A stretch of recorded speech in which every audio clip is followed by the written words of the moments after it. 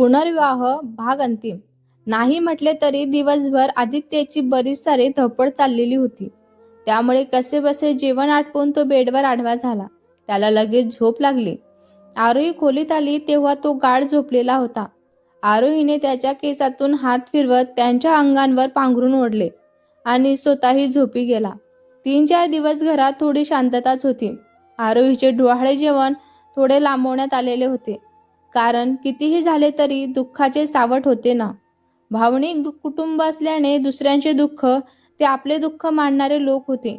त्यामुळे आता लगेच डोहाळे जेवण करणे त्यांच्या मनाला काही पटत नव्हते. त्यामुळे त्यांनी 8-10 दिवसांनी करायचं ठरवलेलं होतं. 8-10 दिवसांनी आरोहीचे डोहाळे जेवण करण्यात आले. सगळ्यांनी मनसोक्त मजा केली. खूप सारे फोटो आणि व्हिडिओ गोड आठवणी बनवून ठेवून दिल्या. आरोहीचे आवडते सगळे पदार्थ जेवणाच्या मेनूमध्ये होते. परंतु आरोहीला मात्र आदित्यला आवडणाऱ्या पदार्थाचे डोहाळे लागलेले होते. आरोहीचे आवडते सगळे पदार्थ जेवणाच्या मेनूमध्ये होते. त्यामुळे सगळ्यांनाच वाटत होतं की दुसरा आदित्य येतो की काय, अशी शंका सगळ्यांना येतच होती. डोहाळे जेवण चांगले झाले. पाहुणे मंडळी आपापल्या घरी निघून गेली. आता आरोहीला चालणे, उठणे, बसणे थोडे अवघड झालेले होते. वजन बऱ्यापैकी वाढलेलं होतं तिचं आणि बाळ सुद्धा आता पोट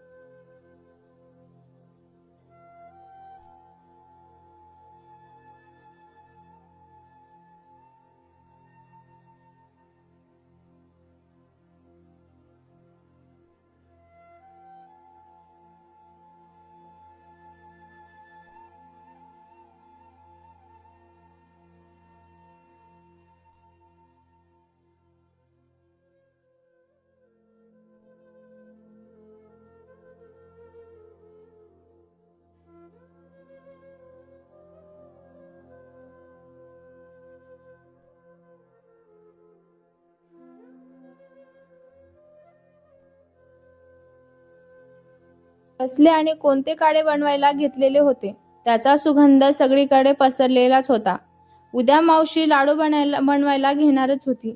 त्यासाठी लागणारे सामान सुद्धा आजच वरदला घेऊन यायला सांगितलेले होते. आरोहीला आराम करून करून कंटाळा आलेला होता. आदित्य सुद्धा ऑफिसमध्ये जास्तच बिझी राहत होता. त्यामुळे तिची इच्छा असूनही त्याच्यासोबत हवा तसा वेळ घालवता येतच नव्हता. पण तरीही रात्री आवर्जून तो तिच्यासोबत अंगणात फेऱ्या मारतच असे. आज मात्र आरोहीला खूपच रडू येत होते. ती आदित्यसोबत नीट बोलत सुद्धा नव्हती. तिचे तिलाच कळत नव्हते की तिला काय झालेलं आहे. तिला खूप चिडचिड सुद्धा होत होती. ती थोड्या वेळातच लगेच खोलीत आली आणि बेडवर बसून रडू लागली. आदित्य थोडा वेळ बाहेर काकांसोबत बोलत बसलेला होता. झोप आल्यामुळं खोलीत आला तर बघतो तर काय, आरोहीचे रडणे त्याच्या कानावर पडले होते. तो घाबरला. खोलीतल्या लाईट सुरू केला आणि आरोहीला काय झाले म्हणून असा विचारू लागला होता. त्यावर ती आणखीनच रडायला लागली.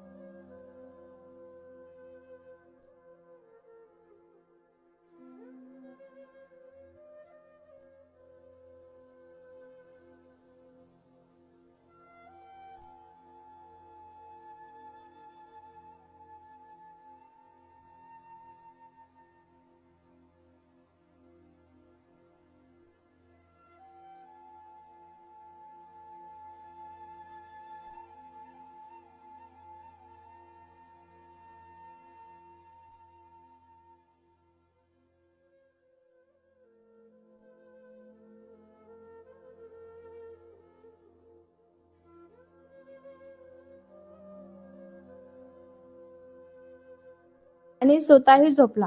काही वेळाने आरोहीला अचानक जाग आली आणि ती घामाघूम झाली होती. तिला अचानक उठलेलं बघून आदित्य सुद्धा जागा झाला होता. तेव्हा ती पुन्हा रडू लागली. आदित्यने विचारताच, प्लीज आदित्य, मला सोडून कुठेही जाऊ नका ना तुम्ही, असे बरडत होती. तेव्हा नक्कीच आरोहीने काहीतरी वाईट स्वप्न बघितले असावं असं आदित्यला वाटत होतं. त्याने खूप प्रेमाने आणि संयमाने तिला विचारलं, तेव्हा तुम्ही आपलं बाळ घेऊन राधिका सोबत कुठेतरी जात होते आणि मी खूप अडवून सुद्धा तुम्ही थांबले नाहीत, असे बोलून रडायला लागली होती. आदित्य बिचारा तिच्या या सपनाने खूप घाबरला होता. तिला घट्ट मिठीत घेऊन, आरोही बाबू ऐक ना ग, तू खूप चुकीचा विचार करत आहेस. माझं तुझ्याशिवाय कुणावरही प्रेम नाही आहे. तू फक्त माझी आहेस आणि मी सुद्धा फक्त आणि फक्त.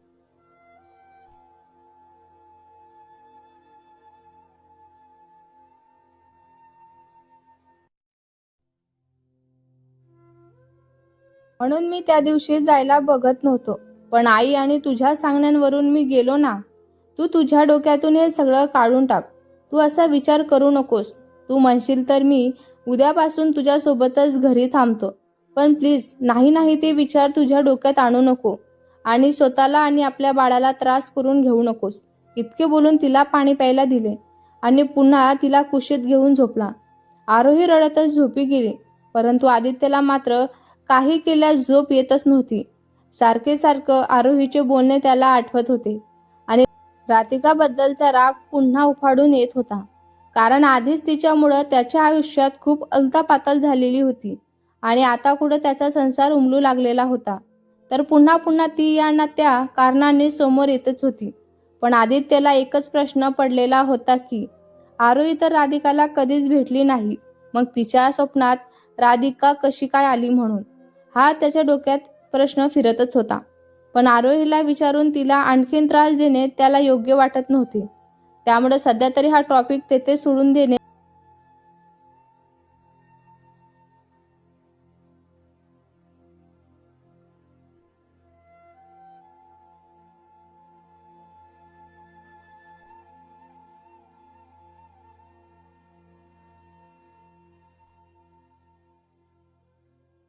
थोडा वेळ इकडे तिकडे फेऱ्या मारल्या आणि व्यायाम सुरू केला. शरीर थकल्यावर जरा थोडं बरं वाटलं आणि खाली येऊन झोपी गेला. आरोहीला जाग आली तेव्हा आदित्य तिला पालथा झोपलेला दिसला होता. झोपेत तो खूप गोड दिसत होता. रात्रीचे स्वतःचे वागणे आठवून तिला स्वतःच वाईट वाटत होतं. तिने त्याच्या केसातून आपले हात फिरवले आणि त्याच्या गालांवर हळूच किस करून फ्रेश व्हायला आतमध्ये निघून गेली. बाहेर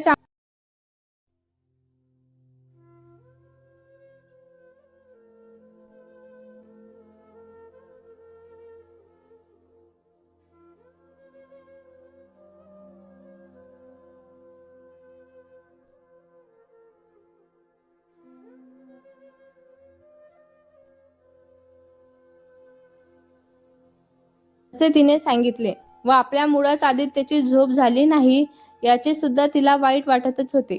सगळे एकत्र नाश्ता करीत होते. तितक्यातच आदित्य उठून बाहेर आला. आरोहीला बघून नजरेने ठीक आहेस ना असे तिने विचारले. तिनेही मानेनेच हो असे सांगितले. त्याला बघून तिची कळी खुलली. दोघांनाही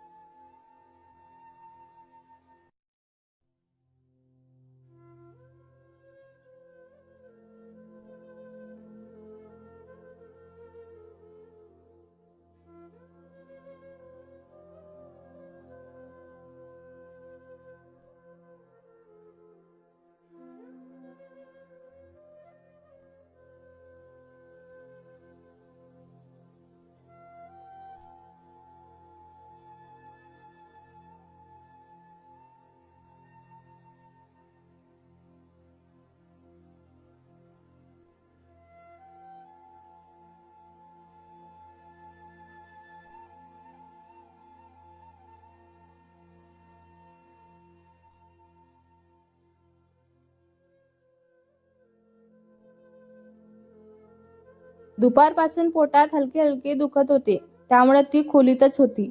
मावशी आणि काका एका लग्नाला गेलेले होते. घरात वरद, आई आणि लताताईच होत्या. संध्याकाळ होत आली तसे आरोहीचे पोट जास्तच दुखू लागले होते. तिने आईला आवाज दिला.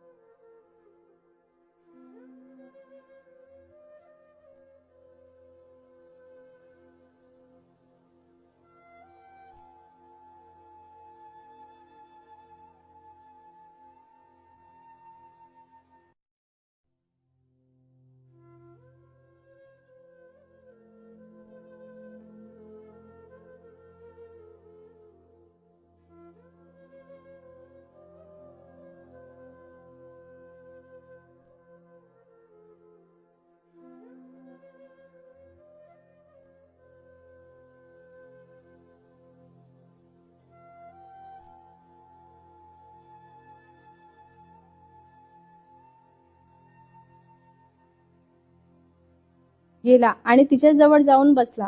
मावशीला झोपायला सांगून आदित्य आणि आरोही खोलीतच फेऱ्या मारत होते. वरद बाहेर जाऊन बसला होता. सगळे बाळाची वाट बघत होते.